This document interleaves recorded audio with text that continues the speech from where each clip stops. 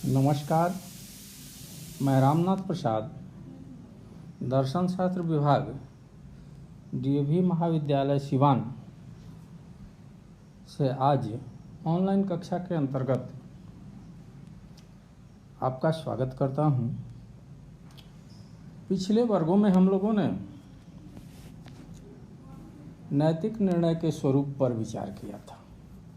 उसमें हम लोगों ने देखा था कि नैतिक निर्णय एक जटिल प्रक्रिया है जिसमें मानसिक अवस्था, शारीरिक अवस्था और बाह्य परिणाम की अवस्थाएं होती हैं।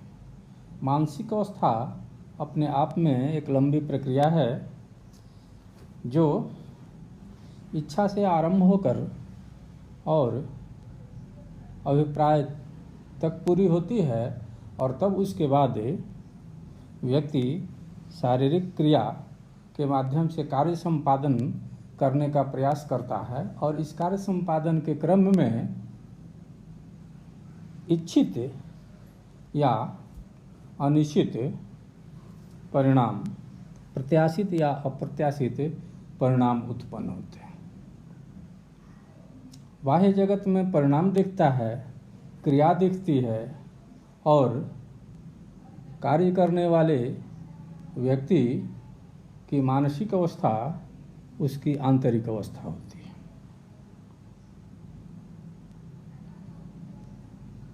तो यहाँ प्रश्न उठता है कि नैतिक निर्णय व्यक्ति के मानसिक अवस्था पर हो या व्यक्ति के कार्य के बाह्य परिणाम के आधार पर हो।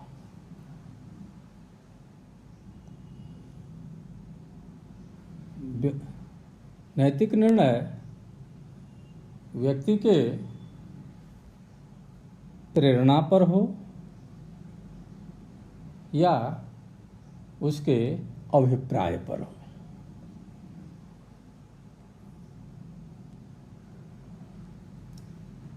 यहाँ दार्शनिकों के मत अलग अलग हो जाते हैं। सुखवादी और अंतः अनुभूतिवादी दार्शनिक बाह्य परिणाम को ही नैतिक निर्णय का विषय मानते हैं।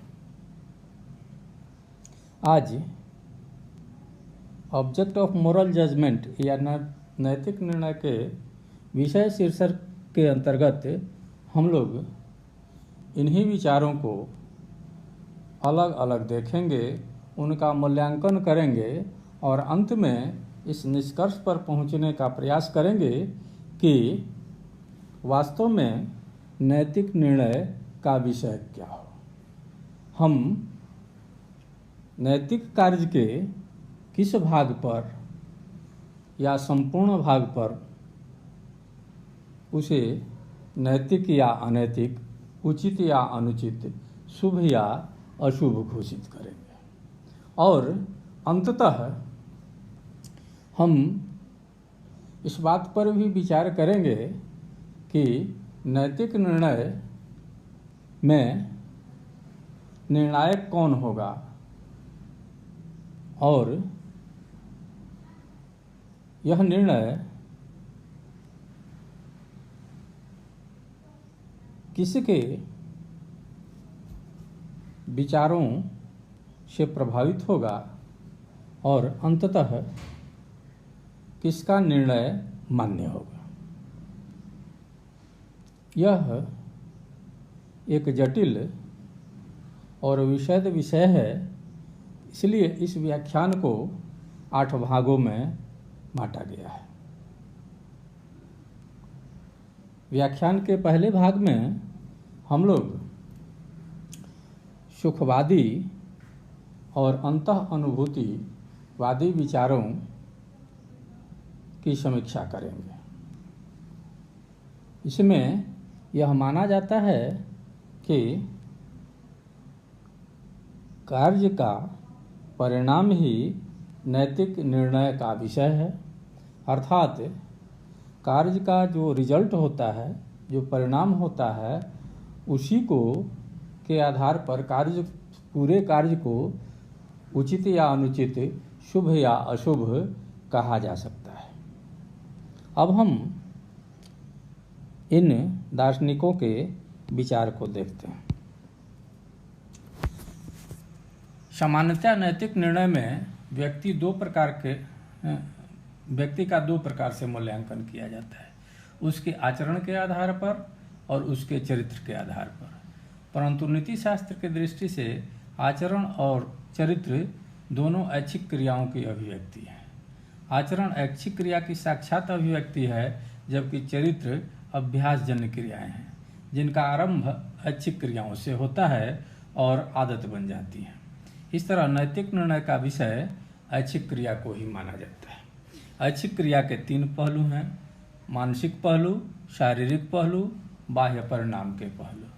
मानसिक अवस्था में इच्छाओं का संघर्ष, चुनाव, संकल्प, साधन पर विचार आदि आते हैं। इसमें संकल्प के बाद चयन की क्रिया का संपादन किया जाता है, जिसका परिणाम बाद में दिखता है, जिसे परिणाम की अवस्था कहा जाता है, और इस अवस्था को शारीरिक पहलू कहा जाता है। शारीरिक पहलू में संकल्प के बाद साधनों का चयन कर शारीरिक रूप से कार्य का संपादन किया जाता है। बाह्य परिणाम की अवस्था में 2 प्रकार के परिणाम आ सकते हैं: प्रत्याशित परिणाम और अप्रत्याशित परिणाम। नैतिक निर्णय के लिए पहली और तीसरी अवस्था ज़्यादा महत्वपूर्ण है। मानसिक क्रिया में उद्देश्य छिपा हुआ रहता है और परिणाम बाह्य जगत से प्रभावित होता है। ऐसी स्थिति में समस्या आती है कि नैतिक निर्णय किस पर हो, उद्देश्य पर या परिणाम पर।